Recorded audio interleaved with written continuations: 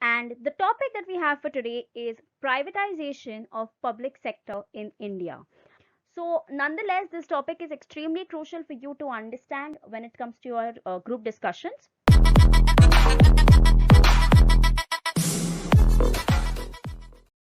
Hello, you guys, and welcome to this next session on GK and current affairs with CATKing. And the topic that we have for today is privatization of public sector in India. Very crucial topic, guys. We've seen a lot of public sector led companies getting into privatization, and we may have a topic which is as general as this one, or it could be something which is more more specific. They're talking about a specific entity which was earlier a part of public sector and now has turned into privatization. So nonetheless, this topic is extremely crucial for you to understand when it comes to your group discussions. So let's get ahead and look at everything that you need to know with respect to this particular topic. As always, make sure you have your notebooks with you. You need to write down everything that we've discussed. Have your own points ready, have your own point of views coming into the picture. And even better would be if you use the comment section down below and share your thoughts. Because when you do share your thoughts through the comment section, you will get a lot of thoughts in return from other peers who may not be with you in the same group, but you can get ideas from there as well. So use that comment section and put in your thoughts for all of us to analyze. All right. With that, let's get started. Okay, now let's look at an example to understand this better. And what better example than the example of Air India, right? So in 2017 of June, Union Cabinet approved the recommendation of Niti Aayog to privatize government owned Air India. So 2017 के पहले government was owning Air India. फिर 2017 में union cabinet ने approve किया नीति आयोग का recommendation कि air India को अभी हम प्राइवेटाइज कर देते हैं. मेरिट्स क्या हुआ और what were the benefits of this? Death burden जो था एयर इंडिया पे वो रिड्यूस हो रहा था. Increase competition and hence the quality of services जो थे तुम्हारे offered at Air India will of course increase because privatization will bring in a lot more amenities, right?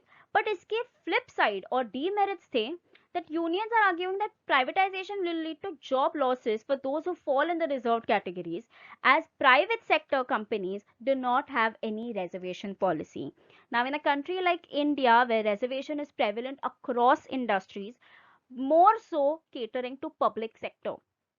Private sectors may you don't have reservation policies coming into the picture. That may be considered as a negative, but if you're not a part of any reservation group, then it could be considered as a positive for you, right? Now, Air India has to clear salaries of staff. Privatization will create some amount of uncertainties, is what they believe. Next example that we can take is privatization of Indian Railways, right? In July 2020, Indian Railways invited private companies to run 151 passenger trains and one on 109 train routes. ठीक है, private companies को invite किया. It was announce that private trains will start from April 2023. India's first private train is Lucknow New Delhi Tejas Express, inaugurated in October 2019. So अगर हम privatization of Indian Railways को consider करें, what are the kinds of benefits that you can expect? Firstly, world-class trains with better facilities. And if you guys have traveled in the Indian Railways under public sector companies, you will realize that the situation is not that good, especially if you're traveling in the most basic compartment, which is your sleeper class, right? So of course, with privatization coming into the picture, there will be better facilities provided. There will be lesser transit time. There'll be more safety and security, and competitive spirit can bring more facilities at affordable rates. Okay, now जो हमने positives बोल दिए कि यार privatisation हो जाता है तो ये सारे बेनिफिट्स मिलते हैं. We have looked at two examples, that is of Air India and Indian Railways. Of course there has to be some challenges associated to privatization. And what are those challenges? Firstly, privatization can deepen the already existing inequality between the rich and the poor, which is sort of still prevalent with public sector in my opinion, but it can still be considered as a challenge. With the use of modern technologies, many jobs can become redundant. Now, this is a problem that has been happening throughout, wherein AI or automation is sort of reducing the jobs, and many jobs because of that are becoming redundant. It's the government's duty to modify the fees and make the adventure in them affordable. Private sector से पैसे भी ज़्यादा होते हैं, right? Your travel costs will also go up because it's no longer government aided. If it's government aided, of course, you're going to have a lot of benefits when it comes to ensuring that your overall costs are reduced. Privatization में वो option आपको नहीं मिलता है. Alright?